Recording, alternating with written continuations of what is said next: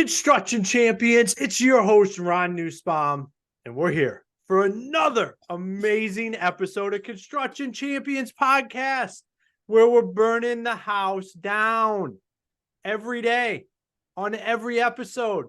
We're making it happen, and we're rebuilding it.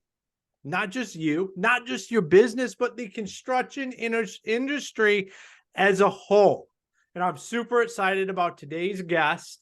As I move my screen around a little bit here, Jeremy, it is great to have you with us today.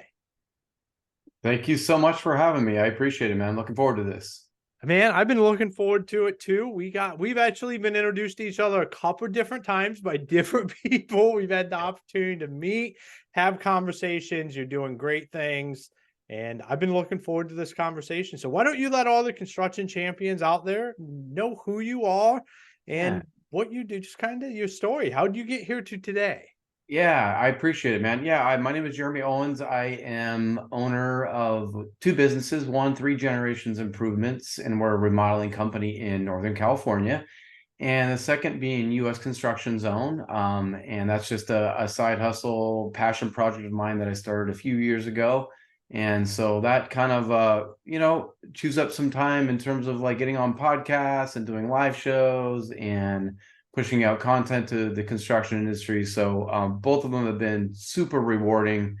I am the third generation, so just a long history in the remodeling industry. It's been a fun ride. It's been a wild ride, but very blessed to have the construction industry in my life.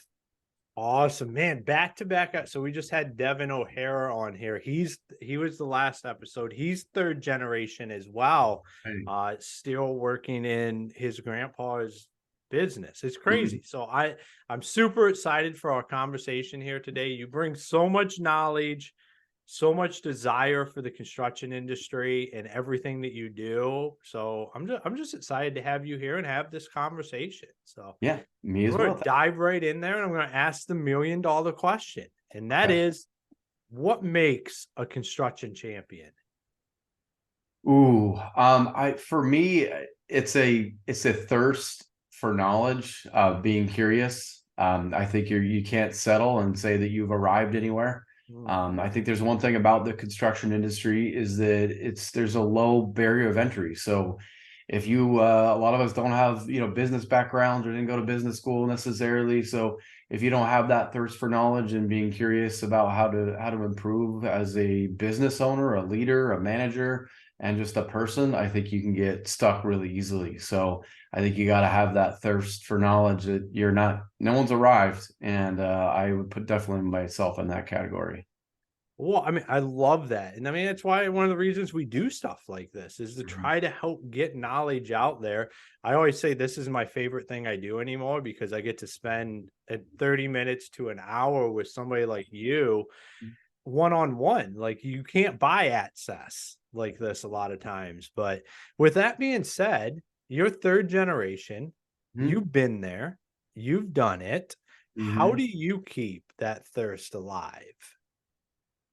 You know what? I think I was a little bit stagnant in my role with Three Generations Improvements because, I'm an owner, but it's just so day to day. It felt like, being a fireman without a hose all the time, always putting out fires, always being kind of the name and face of the business. But I started U.S. Construction Zone to kind of help me with that thirst, right? And just like what you said about being on podcasts, the same with me. Doing podcasts, being on live shows, having guests, that's what kind of builds me up and fires me up. And so that's kind of helped me with that, and rubbing shoulders with people like you and people in the industry that, hey, I know they know more than I do. I know they're better at X, Y, and Z more than I am. So why not learn from them? I'm not trying to reinvent the wheel. I'm trying to just become better. And so that's definitely the avenue I took to get that thirst quenched. I love that, because we do have to quench it. It's one thing to have the thirst, but if you don't have any way to quench it, then that becomes a problem. And I think now, like nowadays in construction, I mean, I look back a decade ago and think about what the resources that are out there now. Like, Mhm. I mean, I wish I would have started doing this podcast a decade ago, because Right. I just think like there was so much opportunity loss to not Hmm. just be doing it at the time, doing just the day to day. And but Yeah. it wasn't meant to be. We were meant to be having this conversation here now.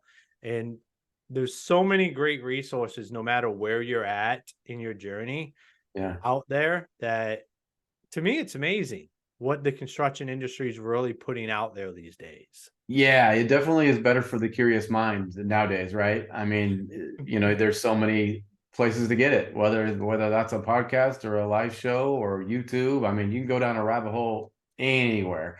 But I mean, it's for my grandpa and my dad, they didn't have the internet. They didn't have, I mean, their networking was person to person. It was conferences, it was skin to skin, it was phone calls.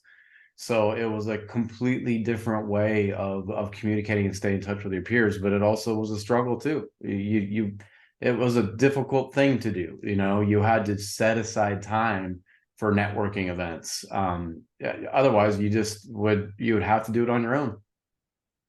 Yeah, and I mean, you got to grow up and see that happen. I guess, what you have a unique perspective that you got to see that. What were some of your takeaways as you watched them struggle, that you were like, "Hey, that's not how I'm going to do this." Yeah, good question. I would say, watching them really grind hard. I mean, it was a difficult industry, especially in the 70s and 80s. And I remember going out with my dad when I was, 5 years old, going out on sales calls. And so just being there and witnessing how hard workers they were, but also the effort that they had to put in to keep their contacts. Like I said, they had an actual Rolodex. They had a Rolodex of their networking people that they would, go to. Oh, I know the person for that, and they would go and they would pick up the phone and they would call them. Now, if we're on the road, you had to go to a payphone, right? There was no cell phone, so it would be lots of quarters, and it would be a payphone, and I'm going to call this person because they're going to help me with that. And so I think I learned the good things from them. I also learned how to keep your ego at check. And I think in the construction industry, that is not an easy one. I think a lot of us have egos, and I think a healthy ego is okay. But for them to be able to put it aside, and when a customer has a problem, put your pride and ego aside and say, hey, let's just fix this. And I think there's such a tendency for us to have so much pride in our work, and you should. But if you think you're right, you dig your heels in and you go, no, I am right. And then it creates a big issue. And I've learned how to navigate those rough waters as well. I love how you flipped that. Is I asked you what was the bad stuff, and then you talked Uh-huh. about what was the good stuff. I mean, that's a better. That's how I should have asked that question. I love that, because that's really what was the good stuff. Like, in the ego, isn't it? It's amazing. Like, just when you said like we tend to, like, it's just kind of an industry thing. Like, Mhm. I always say we're making emotional decisions, or we're talking with emotions instead of just having normal conversations, because we get so tied up in our work. It's that ego that comes into play, because we are very proud of what we do and what we build, and it's just in our nature to Yeah. be that way. Yeah. And that's amazing. That is one of the things that you took away, was how to keep that in check from the beginning.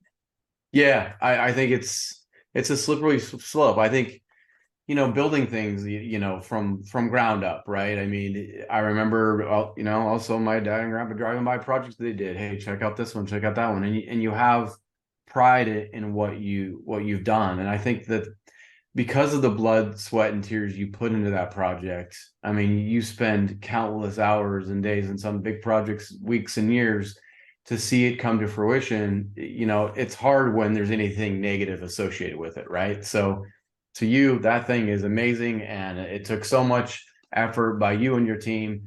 And if anybody ever says anything wrong, it's just immediately like, oh, what did you say?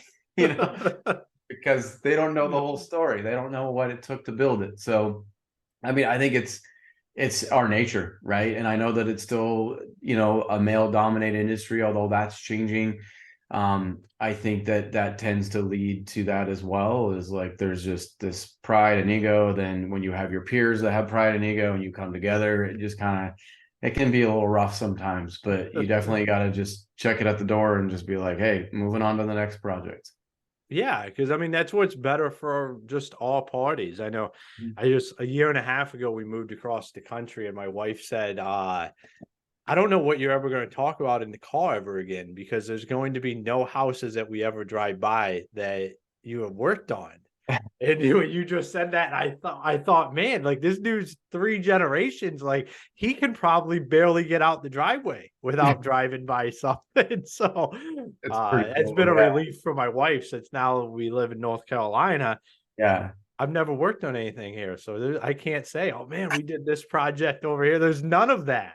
Yeah. Yeah. It's kind of cool. I mean, it's cool when you have your kids and you can drive them by with what you're working on, and, picking them up from school, swinging them by the job site you're working on. They can kind of walk around and see things work too. So, doing the same thing that I did with my dad to my kids, and letting them see what it looks like, not that they need to do it, but at least it's an option for them. I love that. How old are your kids? I have an 18, 16, and 12. So all over the place, but my two older are daughters, and my youngest is a son. And who knows? I'm building my businesses so that it's possible, but there's definitely no pressure. You definitely have to have the right mindset for construction, right? It's not for everybody. Well, absolutely. But I just asked because you talk about bringing your kids to the job site, and I think that's amazing. I think more guys should do stuff like that and be open to that. I think we tend not to do that because Mhm. I think we try to separate the job site and the family and all of this, but I think your kids should see that. They should be introduced to that kind of stuff, and you're doing that, so you obviously believe the same kind of thing. Yeah, no, I'm a big believer in that. I'm a fan of higher education, but not necessarily the college route all the time. I'm a fan of showing kids all different types of industries and what they look like. And I think being an intern and seeing things actively is a better way of learning. And so, just going to school and think that you're going to be able to find what you love and then go do it without any experience in that industry, I think is a scary thing. And I think that Yeah. that's been proven for a lot of families that, I'd rather them go see it firsthand first, and then go get your education if you need it. Or if it's a trade, go for it. Let's figure out how to get to A to Z quickly, as opposed to spending a ton of money at college. Yeah, but I think one of the things is like we talked about pride and ego earlier, but for some reason there's a disconnect when it comes to like with our families in that, like bringing them to the job sites, having pride with them in what you do. Like hey, we work in construction, we build things, we swing hammers. This is what we do. Mhm. We kind of don't like as an industry look at that as like a status kind of thing. We have all this pride in what we do, but like to bring our kids and family to the job site, we're like, nah, we don't want to. They don't need to see what this is all like. And I think Mhm. like there's a like it's a kind of a double standard there. Like we have a lot of pride in what we do, but at the same Mhm. time, we're not prideful enough. Yeah, I agree. I mean, they talk about that, even the fact that fathers aren't doing woodworking with their kids as much is the same thing, right? So it's like you gotta show them these dirty things. If you like to do it, show them it. You show them how to swing a hammer, or to build a simple box, or do Mhm. something like that, because they may even have a liking to it, but also they kind of get an idea of, oh, that's how that works, and oh, that's not so easy. It just doesn't come from Amazon that way. You know what I mean? Like, that, just to have them kind of see some of that dirty work, I think is important for them, and it gives them a perspective of hard work. And they've seen me working hard since they were born, obviously. So they know what it looks like to be a business owner. And there's pros and cons, right? The pro is that I've never missed any of their events. I don't miss I don't miss their recitals of their kids or their sporting events that I get to coach and do all those cool things. The downside is I'm working a little bit on vacation. So they can see the good and bad. Oh, I mean, you have a great perspective on it. Like it's like you're very, very clean and cut about it and have a very upbeat. I think we can get a downbeat about that stuff, but Mhm. like it is, you got to take the positives with the negatives. Nothing will ever be perfect. I try to Right. tell people that all the time. Like you choose your hard, you choose your easy, you Hmm. choose what this looks like. That's the great thing about life is we have the ability to do that. Chances are it'll never be perfect, but Right. you can get it close and you have to learn to enjoy every aspect of it. Yeah, yeah, no doubt. Yeah, I think there is a tendency when you're a business owner to work 80 hours so you don't have to work 40, right? Like once you get used to being a business owner, you go like, oh, I can't go back now because you have a hard time answering to people. I already had that issue before I was a business owner, so it was kind of ingrained in me. So to think about answering to somebody or like knocking on my boss's door and be like, "Hey, can I duck out a little early today? My son's got a baseball game." Something like that. That terrifies me. You know what I mean? Like, it shouldn't, but it does because like you so I'm used to it. I'm 20 something years in, so I can't think of it the other way. Well, you don't want to have to go do that. That's not, I Mhm. mean, like you said, you might have to work a little bit on vacation, but you're there for all those events and you never have to ask anybody. Yeah. It to me, like that's how it should be. We should be able to prioritize this stuff. You should be able to pick your kids up from school, take them to the job site, take Yeah. them home, do that kind of stuff. Because Hmm. like that's like typically part of why we start these businesses. Like, why are we here? We talk about it a lot on here. Is like there was a reason why you decided you wanted to be the boss. Hmm. And all too often we don't live that. Like we lose sight of that, like you said, chasing down 80 hours a week so we don't have to work 40. And we lose sight of what was actually the reason why we started this business. Yeah, no, I think that's a great question for everybody. I think for me it's because I wanted to build something on my own, and I felt that having experiences out of college, seeing how others were doing it, and not being that impressed with it, especially from like a management style or leadership style or just stress levels. Like, hey, I want to be able to have fun and like it should be fun. Work should be fun. Otherwise, what are we doing? So like to be in an office where it's not, or where there's like you're walking on eggshells, or you're just like, what are you doing? What am I doing here? So it was those kind of moments that shifted my mindset and be like, okay, there's no way I can picture myself here in a year. So let's not even like mess around with let's just go. And so that's kind of how it happened. Yeah, I love it because it should be fun. But I think we inherently, along with that ego and everything, is we just make stuff not fun sometimes just because oh, this is construction. It's supposed to suck. This Mhm. isn't sucking enough.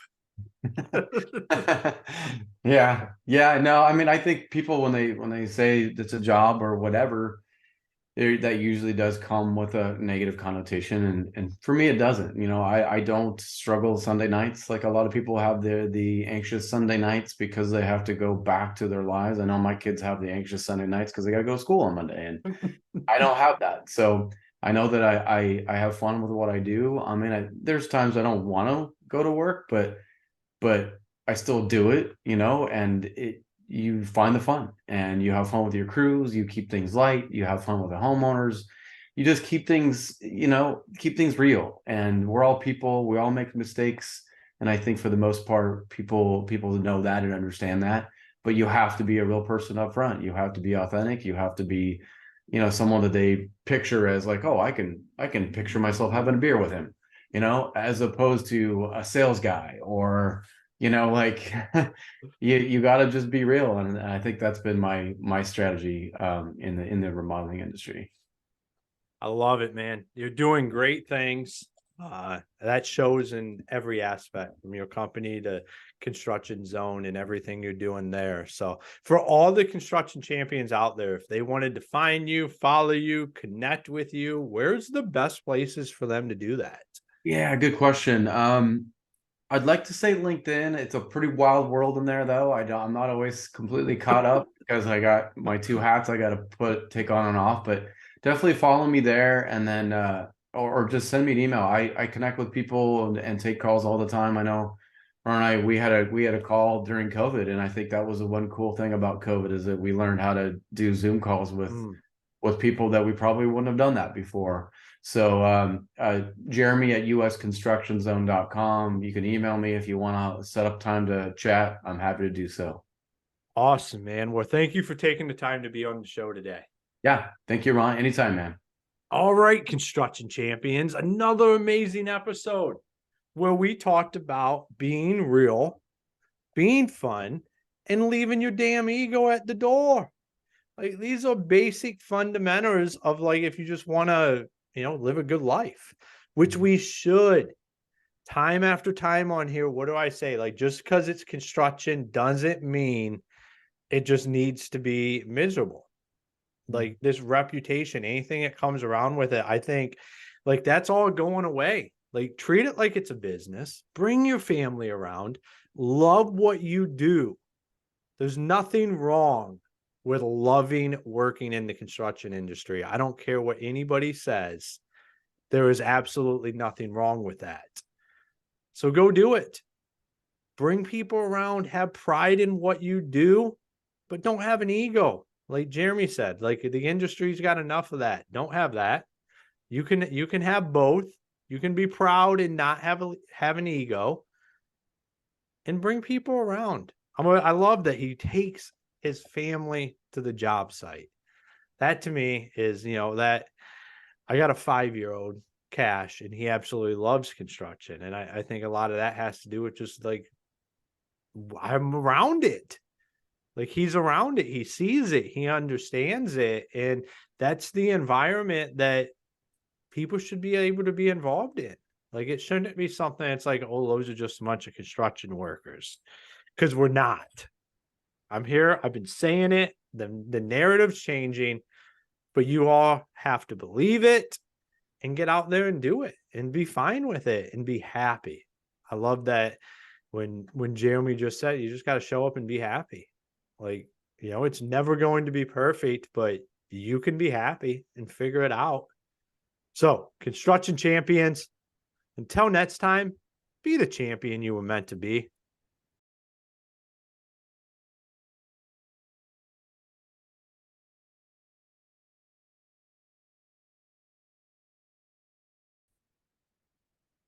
Hey, construction champions. It's your host, Ron Nussbaum here. And I want to talk to you about how you can automate all of your marketing. We've had so many people on here talk about getting the systems in place. Well, we have partnered with Build 12 and Construction Champions podcast.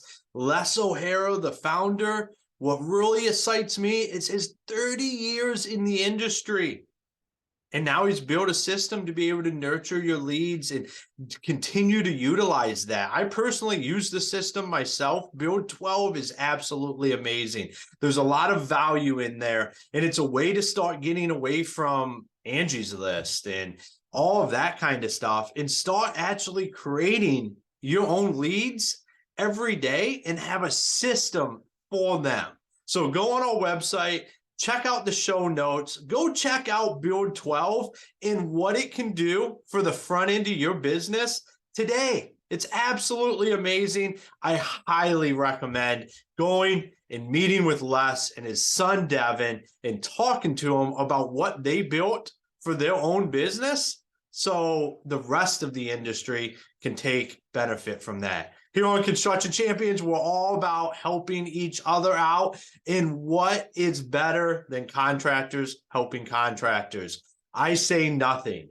So let's go take this to the next level. Go check out Build 12. If you have any questions, feel free to reach out to me or Les or his son, Devin.